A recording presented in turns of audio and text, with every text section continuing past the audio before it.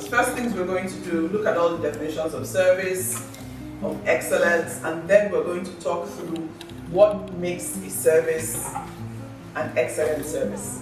What are the components that one needs to remember when you're talking about excellent service?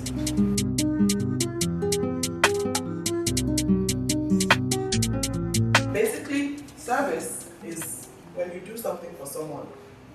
And I also wanted to highlight service not only in a purchase sense, because when we're looking at service to our colleagues, you're not necessarily paying them to do something, but they are required to perform a certain action for you. So I wanted us to have that perspective of service very well rounded. So we did say service is about people. It's close up, it is personal. It's about your interaction with someone else, and it is very, very personal. It's also emotional. So if you think about personality assessments, how many of us have heard anything about personality assessments? Okay, which one do you know? The common one is DISC. Are we familiar with DISC? So DISC is in reference to personality assessments, and what that does is it gives you an idea of how different people behave and why they behave the way they do. So the DISC personality assessment has 4 quadrants in it. There's the D stands for dominant or direct, I stands for influencer, S stands for steady or stable, C stands for consensuous or compliant. Now, when you look at the categories of which people are distributed within that quadrant, you'll find out that the most you'll find will be on S. The S's are very loyal, they don't really like change. The D's are very direct, they're the least in terms of the people in the world. And I always say that if you look at like an animal kingdom, how would it be like if you had lions as many as deers, for example? What do you think would happen to the population of everything will go extinct. So you have the D's, I look at the D's as the lions, they're the least. Now, whenever I talk about services being emotional, people say, oh, there are people who are practical. Agreed. But a lot of the decisions that people make are based on their emotions. Purchasing decisions are based on emotions. And just like Dr. Latry said, what makes her feel good? Not what makes the service provider feel good, but what makes the person receiving the service feel good. So who determines service? It's not the person giving the service that determines the service. It's the person who is receiving the service that determines the service. So if I am judged by what someone else is receiving, how do I know what to do? How do you know how to give service? So what are your thoughts? You need to also manage, provide what elements came in to make that service fantastic. You need to manage it going forward, on and on, so it becomes a habit. But remembering also that when something becomes a habit, it goes to becoming standard. It goes to becoming standard. We want customers to be our apostles. We want them to go out and tell people about us. So once there's a service failure, you as a service provider need to jump into recovery mode. So when that woman comes and she's saying, hey, look, I'm here now. Yeah, I know you said 12 o'clock, but I'm here right now. What is it that you can do? Not jump on her and give her a good talking to. Understand her perspective, even if if to you that perspective is stupid, foolish, wrong. Promise mentioned empathy, and I always say to people that empathy is more than just putting yourself in someone else's shoes. Empathy is about understanding that I may not necessarily behave like this in this situation, but this person is behaving like that. That's okay for them. That's them. Especially when you're dealing with your customer. It's understanding that if they feel in a particular way, there's something making them feel that way. It's okay for them. Even when I sent the message to that lady, because ingrained in me is that behavior of customer service. I said to her, I can understand that you have issues with the traffic, but I don't think you should pass that aggression to me. I can understand understandable. So when she comes in at 12:45 and you're about to deal with her, understand her perspective. Oh, madam, I can understand that traffic kept you. Okay, so let's see what we can do about it. It's a bit challenging for us right now. We have quite a number of people waiting for us, and so it might not be possible for me to squeeze you in today. Let's see how tomorrow works. I've said the exact same thing that the other person said. I say, I'm sorry, we are fully booked today. Let me see whether we can squeeze you. So you want to do her, let her know that she's very fit. I can't just walk in here when we told you 12 o'clock, just sauntering in here at 12:45 and feeling like you own this. Are you the owner? We don't say it, but sometimes our behaviors show it. We don't say it, we won't say you're so stupid. I say, that, madam. You're calling her madam, but madam. Like, come on now, madam. How can you as big as you are like this? So, if we put ourselves in that, using empathy to say, okay, I'm not going to treat you based on how I feel about the situation or what I think about it. I'm going to treat you from your own perspective. I'm going to respond to you from your own perspective. So I go into my recovery mode and I say, service failure has occurred here, not with me, with my client. What do I do? And if you preempt yourself, if you say to yourself, I'm coming in the morning, I don't know who I'm going to meet, I'm not the one who decides the kinds of customers that come in. Typically, we have good customers coming in, but by chance, that day you have that one customer that is from that place coming in. Let's not say the name. They're coming in from that place, and you're the one who is dealing with them. Are you ready to deal with them? Do you have a plan to work with when it comes to dealing with your customers? So have a recovery plan in mind, and your recovery plan is very simple. For me, I always say that the best way to deal with recovery is listen to them. The apology comes in where you're the one that is at fault.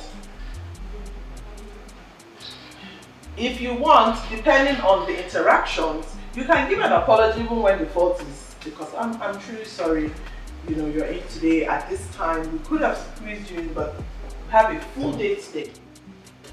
Okay, so first of all is listen. Don't apologize first. I always say to people, when you apologize first, you invalidate that person's point of view.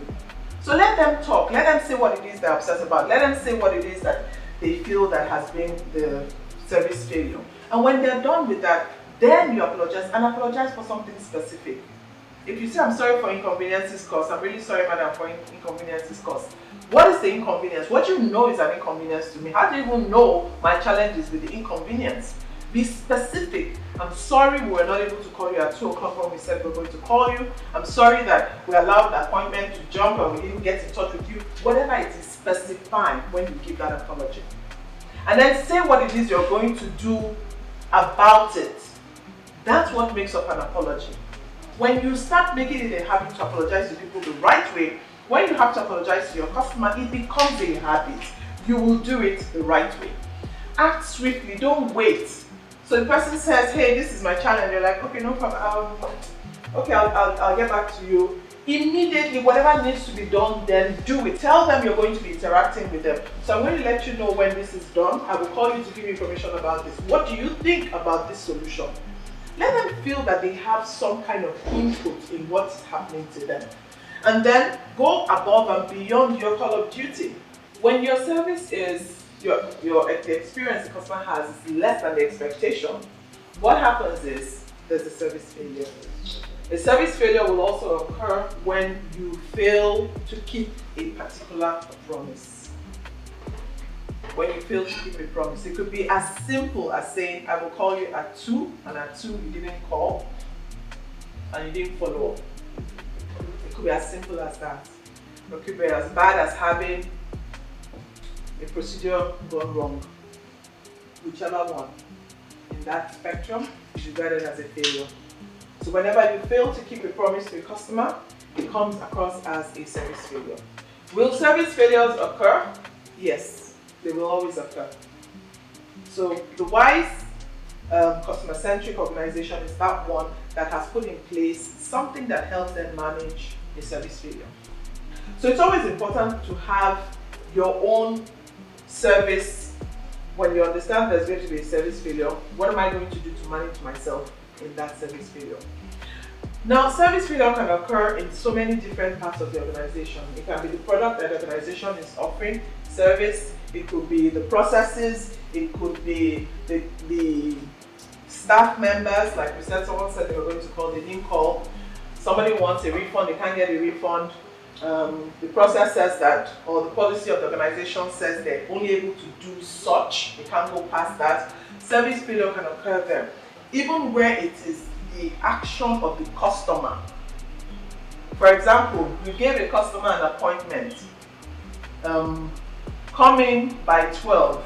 The customer comes in at 12:45 and then begins to shout, "After all, I'm not a customer. Why won't you service me? Yes, I know you said I should come by 12, but I'm here right now." Even in that situation, the responsibility of managing a service failure rests solely with who? The service provider. The service provider. Even where it is the fault of the customer. So if I walk in here for the first time, what kind of service do you think I'll be expecting to get? Top 5-star. That, thank you. 5-star. Now imagine that I walk in here with all of that expectation because I looked at the ambience and I get less. Or I just get normal. Let me even say less, just normal. The same I would have gotten if I walked into any other dental clinic. Of course. So the ambience, what the organization has communicated either via adverts, the website, any external communication also creates an expectation. What else do you think creates an expectation? Yes, ma'am. Cost. The cost, yeah, to a huge extent. If I'm paying top-notch money, I should be expecting to get a top-notch service. If someone tells you, "Oh, I've been a dentist for the last 35 years," and then you now read the person's pedigree and you see all sorts of fantastic experiences that they have had, you're not going to be expecting them to give you less than a certain quality of service. So the pedigree talks a lot about expectations. Now imagine that that's what you've done as a staff member. Your CV is loaded with fantastic degrees and experiences and your skill set is fantastic, and then you are engaged and we're looking for, and what happens to all the skill sets that you, and so this is just talking about the different areas of delivering customer-centric service. Try to smile, because when you smile and somebody walks in, they feed off that smile. But if you're looking dull, drawn, then people feel uncomfortable being around you. Even your colleagues begin to feel uncomfortable being around you.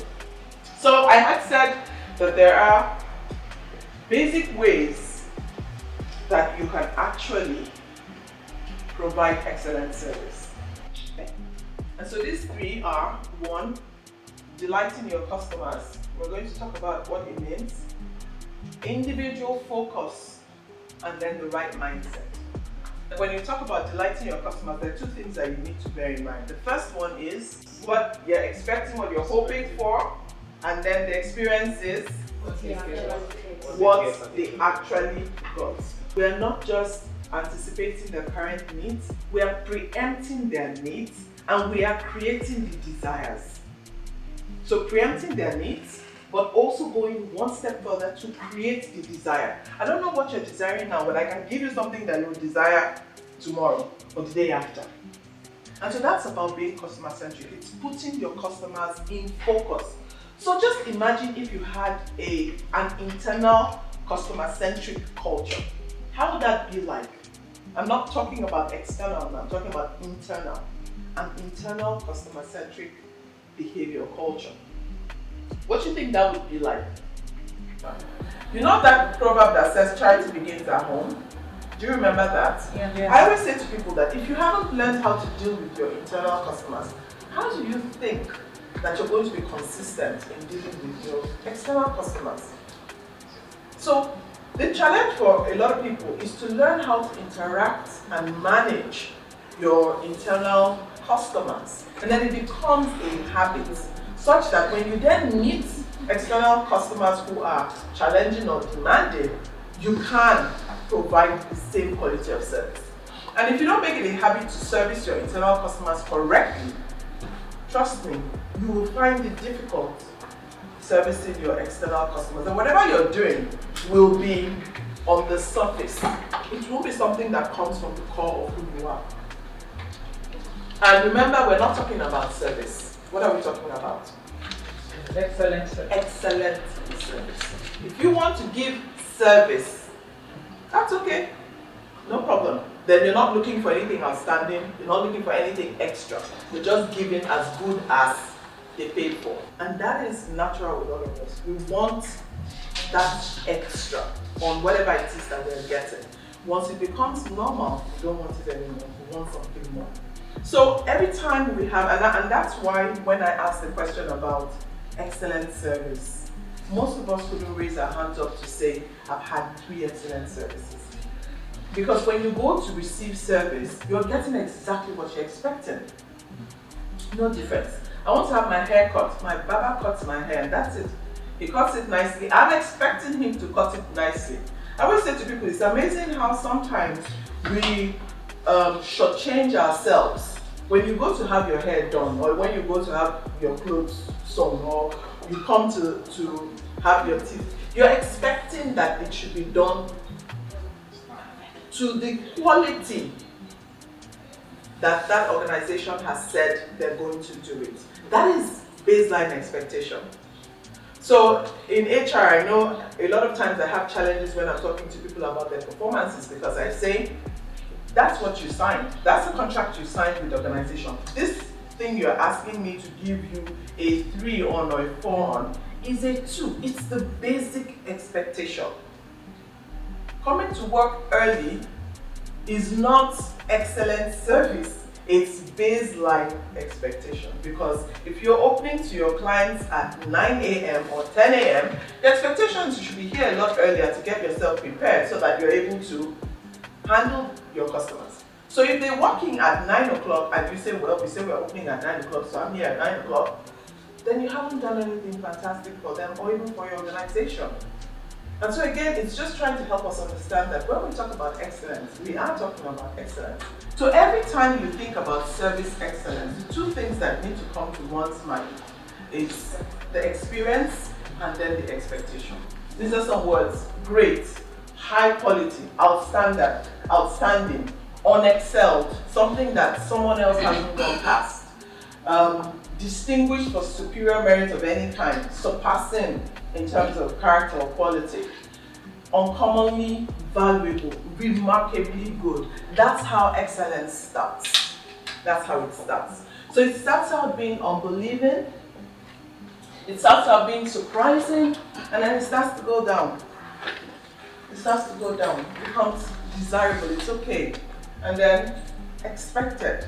And before you know it, come on, I'm tired, give me something new. We've had this over and over again. When are you going to go past? So the question for all of us when we think about excellence is, what are we doing? So yes, you were excellent today. What about tomorrow? What makes you excellent tomorrow?